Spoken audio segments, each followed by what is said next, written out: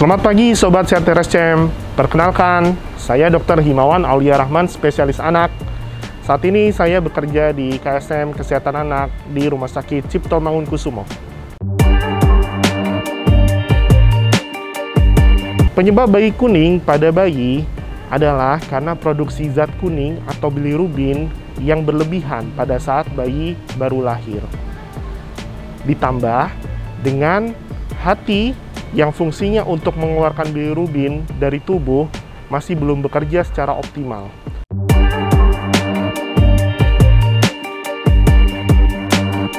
Kuning pada bayi umumnya tidak bahaya, tetapi pada kuning yang berlebihan atau kadar bilirubin yang sangat tinggi di dalam darahnya bisa menyebabkan kerusakan otak yang akhirnya akan mengganggu perkembangan si bayi ke depannya.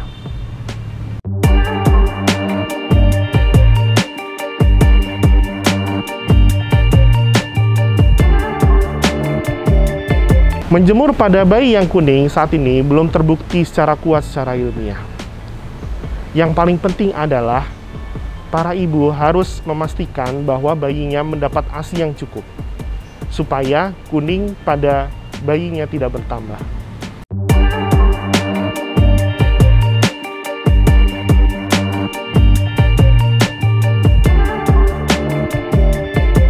Para ibu dan ayah bisa memeriksa gejala kuning pada bayinya secara mandiri. Biasanya, kuning akan berkembang dari wajah hingga ke tungkai. Semakin berat gejala kuningnya, maka kuning itu akan semakin turun hingga ke tungkai.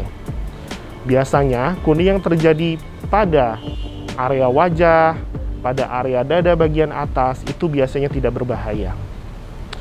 Yang kedua, bayi harus mendapatkan ASI yang cukup.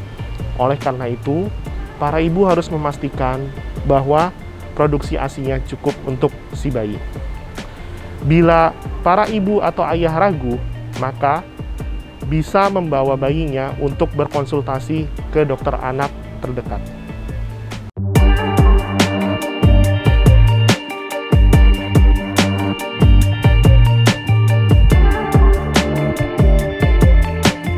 Para ibu harus memastikan bahwa produksi ASI-nya cukup. Hal itu bisa dicapai dengan mengkonsumsi cairan yang lebih banyak dibandingkan biasanya. Selain itu, para ibu juga harus menjaga makanannya supaya gizinya seimbang, terutama dengan protein yang tinggi. Bila produksi ASI banyak dan anak bisa minum ASI secara cukup, maka biasanya gejala kuning tidaklah berat.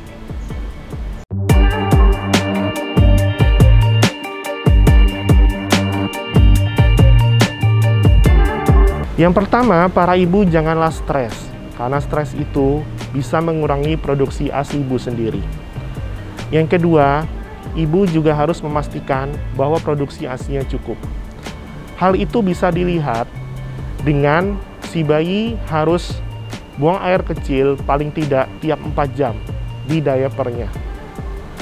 Nah, yang ketiga, pantaulah tanda bahaya pada bayi yang kuning.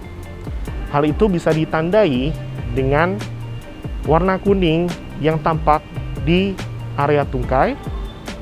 Atau yang kedua adalah apabila bayi cenderung banyak tidur dan sulit untuk dibangunkan. Yang ketiga adalah apabila bayi rewel. Yang keempat adalah apabila bayi demam. Dan yang terakhir, apabila bayi itu memiliki warna tinja yang berwarna pucat atau keputihan.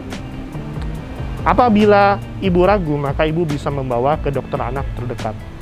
Dan hati-hati, apabila bayi kuning di usia sampai lebih dari usia 2 minggu, maka ibu juga harus membawa ke dokter anak terdekat. Para Sobat Sehat RSCM, mohon tetap patuhi protokol kesehatan dan segera lakukan vaksinasi. Terima kasih.